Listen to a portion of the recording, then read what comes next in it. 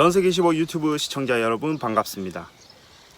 제 채널에 구독과 좋아요를 눌러주신 여러분 더더욱 반갑습니다. 여러분께서는 개발자에게 어떤 능력이 필요하다고 생각하시나요? 아마도 언어, 설계, 구현, 트렌디함, 끈기, 유연함, 영어 구사력, 소통, 영타 600타, 밤샘 등등 몇 가지 단어들을 떠올리실 겁니다. 물론 간혹 저처럼 화려한 외모로 먹고 사는 개발자도 있지만 굉장히 드문 케이스겠죠. 만약 여러분이 저에게 야, 그럼 너는 개발자에게 어떤 능력이 필요하다고 생각하니? 라고 물으신다면 저는 서슴없이 이렇게 이야기하겠습니다. 바로 문제를 해결하는 능력이라고 말이죠. 그런데 저 말 속에는 중요한 함의를 찾을 수 있습니다. 우리는 문제를 해결하는 능력에서 특히 문제라는 단어를 주목해야 합니다. 자, 여기서 이야기하는 문제는 대체 뭘 말하는 걸까요? 그리고 어디서 튀어나오는 걸까요? 기출 문제집에서 나오는 문제이거나 시험 족보에 나오는 문제는 당연히 아니겠죠. 직무능력 평가 문제이거나 인성검사 문제도 아닐 겁니다. 문제 해결 능력에서 이야기하는 문제란 제가 보기에는 크게 두 가지로 나눌 수 있습니다. 첫째는 프로그램의 결과에 근접하기 위한 일부 혹은 전체 목표가 문제라고 할 수 있습니다. 바꿔 말하면 추상적인 상황을 구체적으로 정의한 것이 문제라는 것이죠. 예를 들어서 여러분이 비행기를 타고 가다가 엔진이 빠져서 바다로 추락했다고 칩시다. 그래서 안타깝지만 무인도에 갇혀버렸어요. 그럼 이제부터 여러분은 무인도를 탈출해야겠죠. 탐 행크스가 주연으로 나온 영화 캐스터웨이에 보면 교과서적인 해결책이 나옵니다. 바로 뗏목을 만드는 거죠. 그런데 뗏목을 조립하려면 나무하고 밧줄이 있어야 해요. 나무를 베려면 도끼가 있어야 하고요. 밧줄을 꽂기 위해서는 튼튼한 풀을 찾아서 베어야겠죠. 자, 그럼 이 과정을 만약에 프로그램으로 짜본다면 어떻게 될까요? 1. 도끼를 만든다. 2. 나무를 벤다. 3. 밧줄을 만든다. 4. 뗏목을 만든다. 5. 바다로 출동한다. 이런 순서가 되겠죠. 어떠신가요? 역순으로 바뀌긴 했지만 목표에 따라서 꼬리에 꼬리를 물고 원하는 결과가 만들어졌죠. 우리는 이런 목표를 어떻게 설정했을까요? 바로 문제가 있었기 때문일 겁니다. 다시 순서대로 문제와 해결 과정을 한번 연결을 해봅시다. 문제 1. 어떻게 탈출해야 하지? 해결 1. 뗏목을 만들자. 문제 2. 뗏목은 어떻게 만들어야 하지? 해결 2. 나무와 밧줄을 구해야 된다. 문제 3. 나무와 밧줄은 어떻게 구해야 하지? 해결 3. 도끼로 베어야지. 문제 4. 도끼는 어떻게 만들어야 하지? 해결 5. 철물점에서 사야지. 이렇게 되는 것이죠. 마지막 이상한 것은 그냥 넘어갑시다. 자, 이제 이렇게 연결해서 보니까 보다 확실해졌죠. 그러니까 문제가 곧 목표를 만들고 목표가 다시 문제를 만들어 최종적으로 결과를 만들어내는 겁니다. 그렇기 때문에 우리는 첫째로 프로그램에서 이야기하는 문제란 곧 결과에 근접하기 위한 일부 혹은 전체 목표라고 이야기할 수 있는 것이죠. 둘째는 말 그대로 프로그램의 장애가 문제라고 할 수 있습니다. 예를 들어서 구구단을 출력하는 그런 프로그램이 있다고 칩시다. 프로그램을 실행하면 당연히 2단부터 시작하겠죠. 2 곱하기 1은 2, 2 곱하기 2는 4 이런 식으로 말이죠. 그렇게 2단, 3단, 4단 쭉 흘러가다가 9 곱하기 9까지 가면 81까지 깔끔하게 출력하게 될 겁니다. 대단히 정밀하고 유용한 제품이 아닐 수가 없는데요. 그런데 말이죠. 여러분이 막상 이 프로그램을 실행하니까 3 곱하기 3에서 18이 나오는 초유의 사태가 발생합니다. 이게 대체 어떻게 된 일일까요? 당황스러운 여러분은 모니터를 닦아보고 전원도 껐다 켰다 해보고 컴퓨터 포맷도 한번 해봅니다. 그런데 다시 프로그램을 실행해도 마찬가지인 겁니다. 이제는 더 어이없게 2 곱하기 2에서도 18이 나오고 4 곱하기 4에서도 18이 출력됩니다. 이쯤 되면 컴퓨터한테 욕을 얻어먹는 기분도 들겠죠.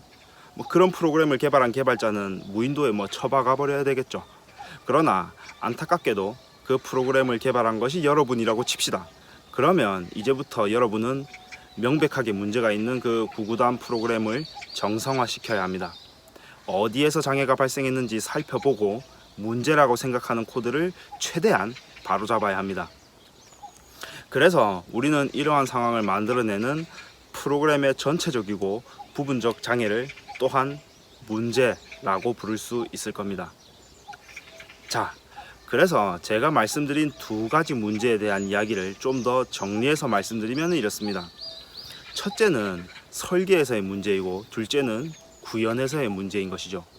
즉 퀘스천과 트러블이라고 생각하셔도 됩니다.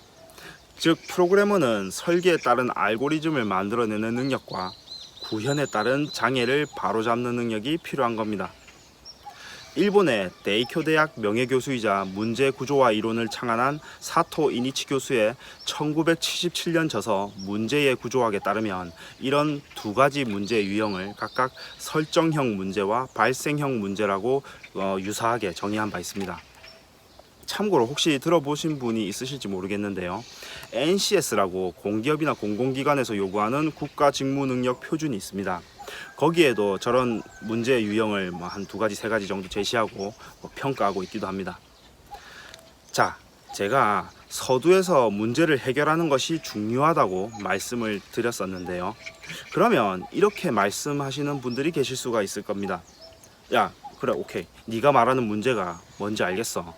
그럼 이제 그 문제를 해결하는 방법을 좀 가르쳐줘 라고 말이죠. 그러나 아쉽지만 저는 오늘 그 해결에 대해서 이야기하지는 않을 겁니다. 사실 제가 이 하나의 영상으로 이야기할 수도 없고요. 왜냐하면 그런 문제들을 해결하는 과정이 곧 프로그래밍이고 소프트웨어 개발 그 자체라고 할 수 있거든요. 프로그래밍은 너무나도 많은 범주의 문제 속에 너무나도 다양한 해결책이 있습니다. 우리는 그 해결책을 알아내는 능력을 짬밥이라고도 부르고 스킬이라고도 부릅니다. 그래서 여기서 제가 한마디로 명확하게 딱 잘라서 이것이 뭐 만능 해결책이다 하고 이야기하면 오히려 그게 더 약장사 같은 소리가 되고 말 겁니다. 제가 약 파는 소리 안 하려고 날마다 구체적인 주제를 정해서 이렇게 많은 유튜브 영상을 찍고 있는 것이기도 하고 말이죠. 그런데 사실 해결에 대한 이야기를 하지 않는 그 진짜 이유는 따로 있습니다. 아까 말씀드렸듯이 문제는 설계에서의 퀘스천과 구현에서의 트러블 두 가지로 나눌 수 있습니다. 그런데 저 두 가지 문제는 어떻게 만들어지는 걸까요? 10계명처럼 돌판에 적혀 있었던 것도 아니고 프로그래머들끼리 몰래 돌려보는 그런 비전서가 있는 것도 아닌데 말이죠. 프로그래밍에서 말씀드리는 문제는 여러분이 정의하는 순간 만들어집니다. 그러니까 여러분 한 분 한 분 각자에게서 나오는 겁니다. 그래서 올바르게 문제를 정의하지 않으면 올바른 해결책이 나올 수가 없습니다. 예를 들어 아까 했었던 무인도 이야기로 잠깐 돌아가 봅시다. 여러분은 무인도를 탈출하기 위해서는 어떻게 해야 하지? 라는 문제를 최초로 정의했었죠. 그런데 여기서 잘못된 문제를 정의하면 어떻게 될까요? 예를 들어서 심심하니까 무인도에 사람들을 데려오려면 어떻게 해야 하지? 라거나 무인도를 육지하고 연결을 하려면 어떻게 해야 하지? 같은 그런 문제들 말이죠. 그렇게 되면 그게 진짜 정말 문제겠죠. 아마 평생 동안 무인도에서 까불다가 달나라로 가게 될 겁니다. 결국 올바른 결과를 위해서는 올바른 해결책이 있어야 하고 올바른 해결책을 위해서는 올바른 문제를 정의해야 하겠죠. 그래서 결론적으로 해결책은 여러분이 만드는 것과 다름이 없습니다. 자, 다시 다른 예를 들어볼게요. 아까 그 구구단 프로그램 이야기로 돌아가 보겠습니다. 말씀드렸듯이 그 미친 프로그램은 뭐가 마음에 안 드는지 결과값으로 계속 18을 출력하는 문제가 있었습니다. 그런데 만약에 여러분이 그 문제를 잘못 정의하면 어떻게 될까요? 18이라는 숫자가 욕같이 들려서 기분 나쁜 게 문제네 라고 정의했다고 칩시다. 그러면 3 곱하기 3에서 하트를 출력하거나 잭팟 같은 느낌으로 777을 출력해봤자 어차피 구구단은 아니니까 해결이 안 되겠죠. 다른 경우로 3 곱하기 3은 역시 18 맞지? 라고 아예 문제 자체를 모르고 지나친다면 어떻게 될까요? 그냥 그 장애는 그대로 고스란히 남아있겠죠. 혹시 만에 하나라도 여러분이 누군가에게 그 프로그램을 판매하기라도 한다면 기나긴 법정 싸움을 준비해야 할지도 모르고요. 문제 해결에서 해결이라는 것은 그런 것입니다.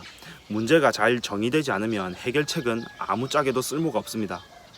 아무리 자전거 페달을 열심히 밟아도 방향이 조금이라도 다르면 목적지에는 절대 도달할 수가 없는 것이죠. 자, 이제 거의 마지막까지 왔습니다. 그렇다면 문제를 잘 정의하기 위해서는 어떻게 해야 할까요? 저는 크게 두 가지가 필요하다고 생각하는데요. 바로 추리와 분석입니다. 추리와 분석을 잘하는 사람이 물론 개발까지 잘하지는 못할 겁니다. 그러나 개발을 잘하는 사람은 언제나 추리력과 분석력이 뛰어나죠. 사실 저 두 가지 역량은 한 세트입니다. 분석을 잘해야 올바른 추리를 할 수 있고, 추리를 잘해야 올바른 분석을 할 수 있죠. 그래서 우리는 언제나 개발을 하면서 저 두 가지를 고민해야 합니다. 과연 내가 올바른 추리를 하고 있는 것인가? 내 추리의 근거는 무엇인가? 내가 분석하는 부분은 올바른 지점인가? 이런 식으로 말이죠. 나아가서 그런 고민과 문제 정의가 가능하려면 지엽적인 부분보다는 프로그램의 구동 원리에 대한 넓은 시야각이 필요합니다. 프로그램이 디바이스에서, 플랫폼에서, 프레임워크에서 어떻게 작동하는지 전체적인 덩어리를 항상 잡고 가야 하는 거죠. 바둑에서는 대마를 잡고 있으면 작은 전투에서 지더라도 얼마든지 반집 차이로 승리할 수 있습니다. 마찬가지입니다. 큰 구동 원리를 알고 있으면 그 작은 테크닉들은 사실 별거 아닌 거예요. 아무리 외딴 무인도라도 내가 탈출하겠다는 계획만 제대로 세운다면 뗏목을 만들든지 SOS로 돌멩이 이렇게 만들어 가지고 불을 피우든지 잠수함을 만들든지 해서 가족의 품으로 돌아갈 수 있는 것이고, 무인도의 야자수 열매가 너무 맛있어서 그것만 먹고 살아야겠다 이렇게 생각한다면 평생 혼자 살아야 하는 것이죠. 그래서 제가 항상 C부터 공부하라고 말씀드리는 이유도 어려운 거 배워서 처음부터 좌절하라고 그런 게 아니에요. 제가 무슨 억하심정이 있어서 그러겠습니까? 단지 제가 C를 배우라고 말씀드리는 것은 컴퓨팅 시스템에서 프로그램이 어떻게 메모리를 사용하고 참조하는지, 어떻게 컴퓨터를 제어하는지 로우 레벨로 익힐 수 있는 가장 하이 레벨의 랭귀지이기 때문에 그렇습니다. 꼭 그러지 않아도 되지만 그러는 편이 펀더멘털을 구축하기 편하기 때문에 그러는 것이죠. 마찬가지로 항상 제가 입력, 연산, 출력 구조를 외치는 것 또한 그렇습니다. 언제나 핵심만 올바르게 짚고 있다면 거시적인 문제를 정의하는 것에서는 항상 성공할 수 있기 때문인 것이죠. 그 프로그래밍에서 흔히 이야기하는 The XY Problem이라는 개념이 있습니다. 이게 뭐냐 하면요, 만약에 여러분이 X라는 결과를 얻는 것이 최종 목표라고 칩시다. 그런데 그거를 해결하기 위해서 여러 가지 방법을 찾다가 Y라는 문제를 찾은 거예요. 느낌상 그 Y가 해결되기만 하면 뭔가 X를 위한 실마리가 될 것 같아요. 그런데 여러분이 아무리 Y를 해결하려고 해도 이렇다 할 방법을 찾지 못하는 거죠. 그래서 다른 사람들에게 도움을 요청하게 되는데요. 이상한 것은 Y에 대한 이야기를 들은 사람들의 반응이 그걸 대체 왜 하려고 하세요? 이러는 거예요. 사실은 Y는 X를 해결하기 위한 올바른 방법이 아니었던 거죠. X를 해결하려면 X에 대한 문제를 바르게 정의했어야 했는데 엉뚱한 Y를 붙들고 있어서 시간만 낭비했던 겁니다. 이런 경우는 보통 신입 개발자들한테서 많이 찾아볼 수 있는데요. 특히 질문할 때 그런 면이 두드러집니다. 왜냐하면 큰 그림보다 부분적인 코드 조각에 천착하기 때문입니다. 익숙하지 않은 개발자가 전체적인 프로그램의 구조를 코드 단위로 이해하는 것은 지겹고 버거운 일이죠. 그러나 고급 개발자라고 해서 코드를 전부 다 읽고 이해하는 것은 결코 아닙니다. 그저 전체적인 구조가 어떤 문제 정의에 따라 이루어졌는지 좀 더 넓게 추리하고 좁게 분석할 뿐인 것이죠. 프로그래머의 역량은 그런 것입니다. 자, 오늘은 여기까지 하겠습니다. 감사합니다.